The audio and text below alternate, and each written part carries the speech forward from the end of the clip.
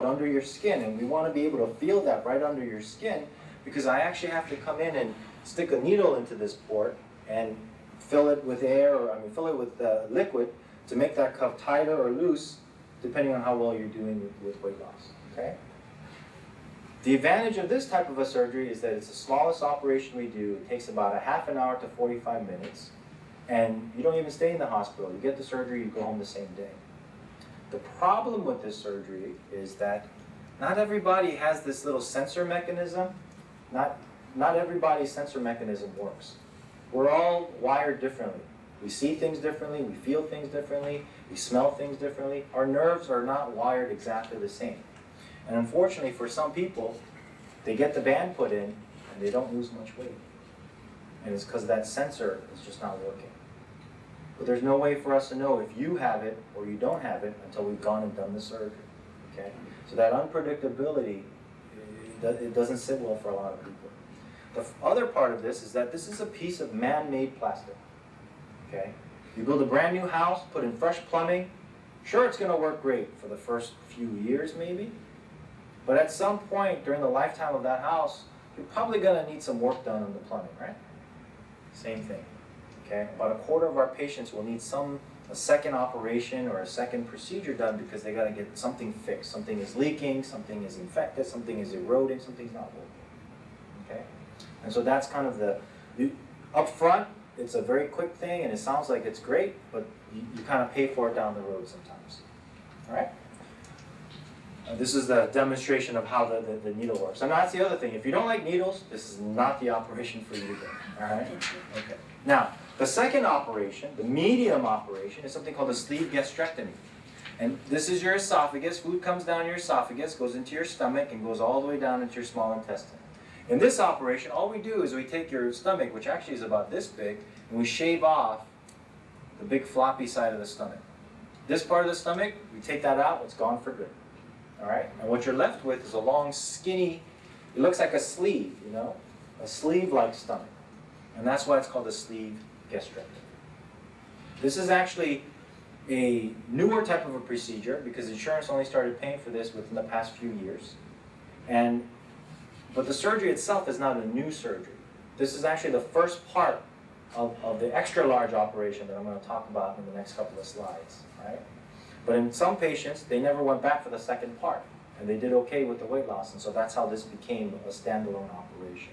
Good operation, you don't have to reroute any of your intestines, but if you have any type of reflux, this operation is probably not a good idea for you, because reflux can get actually worse if you get this operation.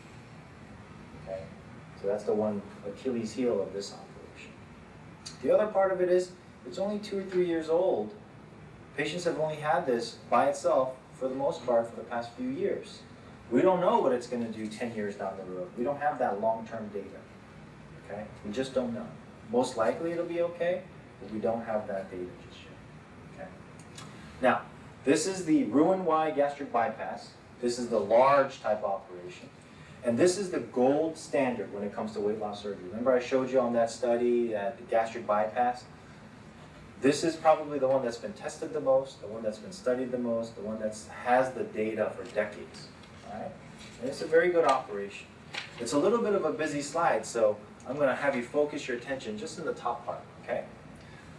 First part of the operation, we disconnect the top part of your stomach from the lower part of your stomach, completely detached. So this is going to be your new stomach right up here. Okay? So when food comes down, it fills this little pouch, and that's it. And that pouch is the size of a hard-boiled egg. All right? That's all you're going to be able to eat. All right? So obviously you're going to be feeling very full. Okay? Now, the second part of the operation, I come along your small intestine and I make a second cut. And the lower part of your small intestine, I pull that up all the way up to that little new pouch that I made and I sew it to that. Okay? Now here, between the small intestine, I also make a second connection down here. Okay? So, food comes down, fills that little stomach, you feel full, then it jumps right into your small intestine and starts coming down this way. All right?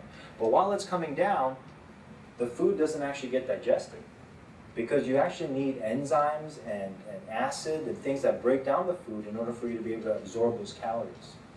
And that comes this side and it only gets introduced and mixed with the food down here where I've made that second connection. Okay? So really it's kind of a bypass. It bypasses the upper part of your intestine. Food doesn't get digested until it comes all the way down to here. And that's why it's called the gastric bypass procedure. Okay? Make sense?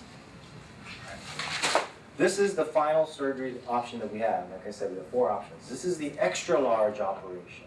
Okay?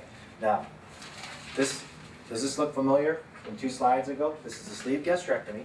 And then the lower part of this is basically just a really extreme bypass. We basically flip-flop the lower part of your intestine with the top part of your intestine.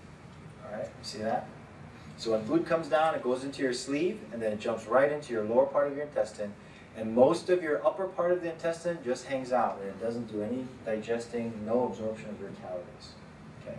And so that's where this can be a little bit more risky in that some of the foods that you eat that you want to absorb, vitamins, calcium, iron, things like that, those things can be low. You could get nutritional deficiencies a little bit higher. You can get it with the bypass as well, but a little bit more risky with this type of an operation. Okay? Small, medium, large, extra large surgical options, and those are the 4 that we offer. All of the surgeries that we do, before we used to do it with this big open incision here, we don't do this anymore. All right? Everything we do is laparoscopic, minimally invasive. Okay? I do everything minimally invasive. We're even kind of pushing the envelope a little bit and putting all of these little incisions into just one spot in the belly button to hide all the scars. Okay? So, and that's kind of the next frontier of minimally invasive surgery. Okay? Now, I'm going to share with you the results. And the reason why I call those operations small, medium, large, and extra large is really because of this. You kind of get what you paid for. The smaller the operation, the smaller the results. Okay? Band, sleeve, gastric bypass, duodenal switch. These are the amounts of weights that you're going to lose. Percent EWL stands for excess weight loss. Okay? If you get the band, you're going to lose about 40 to 50% of your excess weight loss. So on and so forth. The bigger the surgery, the bigger the weight loss outcomes. Okay? But that's not all. You also get improvement in all of those medical conditions that we talked about. Remember how I said, I do this because I want to increase your longevity and make you healthy? Look at these. Look at these numbers here. We're just going to look at 3 major diagnoses a lot of our patients have. Sleep apnea, diabetes, and high blood pressure. Okay? 1 year, okay, and then at 4 years. Look at these 4-year numbers. Sleep apnea, 85% resolved or at least improved. Diabetes, 95%. High blood pressure, 80%. There is no medication out there that can achieve these types of results. None at all. Okay? If there is, if you know of one, tell me so I can immediately buy stocks in that company. Okay? All right? And this is why I do what I do. This is why I love doing what I do. Because as a doctor, I want to fight disease. I want to make people healthy. And with surgery, we can absolutely make people healthy. Okay? All right. These are just my partners here. I just want to show you. That's me over here, obviously. And there's 6 surgeons that work with me, or 6 of us that work together, and we do these types of things. Okay? We work very closely with Ellen and all of the staff here. Okay? And if you're interested, we'd love to see you and talk to you about some of these things. Okay? And that's it for me. Ellen's going to now talk about all the dieting and all the stuff that you got to do to get healthy. Okay? All right.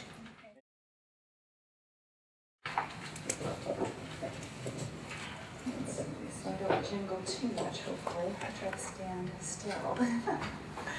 Well, thanks for being here, everybody. It was a wonderful presentation from Dr. Park. And I can concur with the love of what he does and what I see at the opposite end after people are taking their journey and their transformation, especially with surgery. It's a wonderful improvement in quality of life for a lot of different reasons. So it's wonderful. Let me go ahead and advance this here. So I'm going to talk a little bit about mindful eating tonight. What I'd like to do is just give you some basics, some things that are probably going to help you whether you're thinking about weight loss surgery or whether you're thinking about just changing your lifestyle in general. And I think for a lot of people, the process takes a couple of years for people to build up the nerve sometimes to actually do this. But in the process of doing this, it's not a bad idea to start changing some lifestyle behaviors ahead of time. Because similar to Well, we just had the Boston Marathon. Really not very many people in the marathon decided to run the marathon that day. They had to train for it. So I kind of think of weight loss surgery people as training for a long marathon. You start and you get a little bit better and you get a little bit faster, and pretty soon you finish that marathon and complete it. So what I want to do is just talk a little bit about increasing our awareness of how our environment affects our food choices, because we talk a lot about food, and diet and healthy foods and all that, but this part of it we don't talk that much about. So I thought I'd kind of change my presentation a little bit to give you more of an overall global view.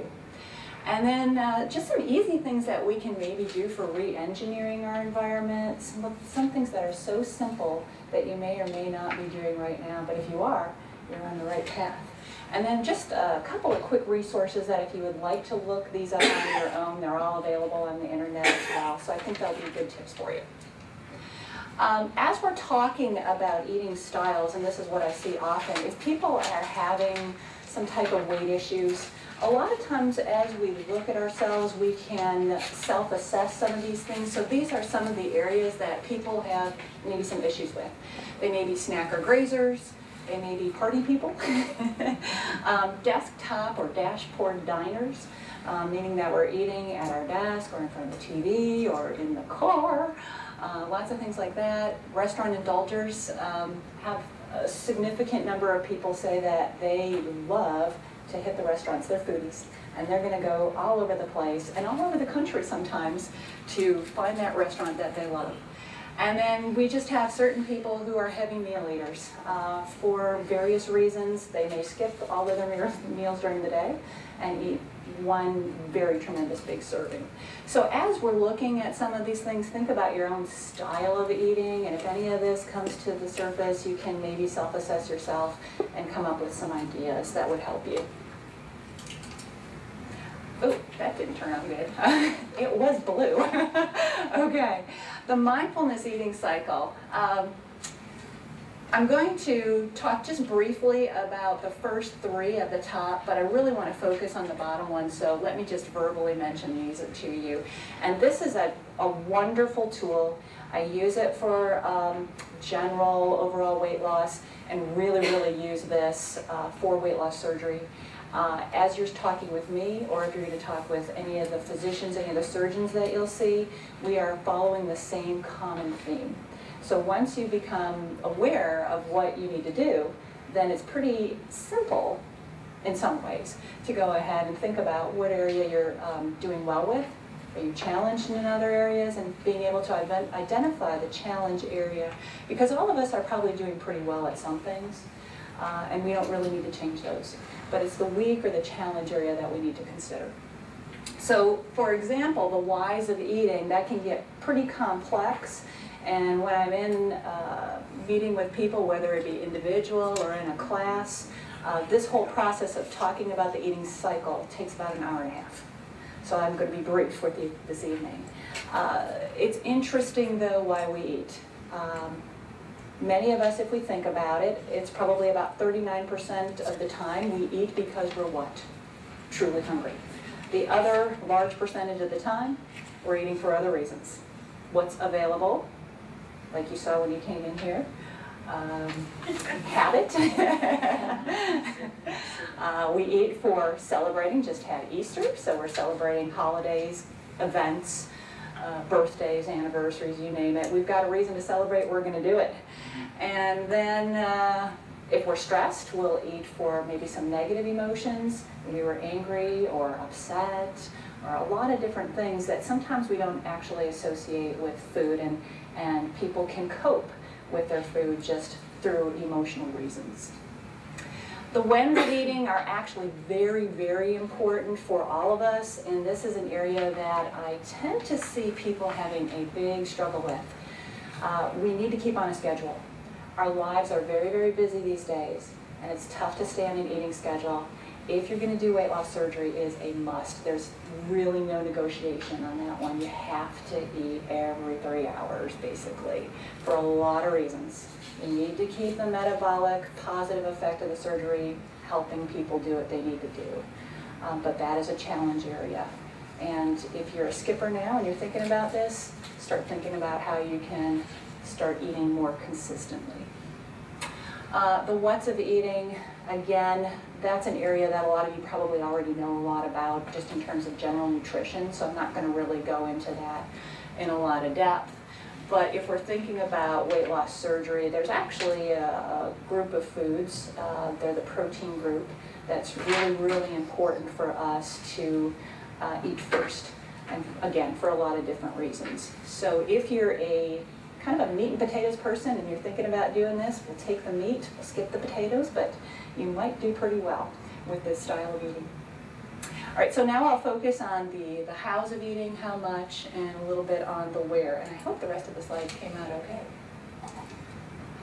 All right, mindless eating, and there was, hold on, let me just go back.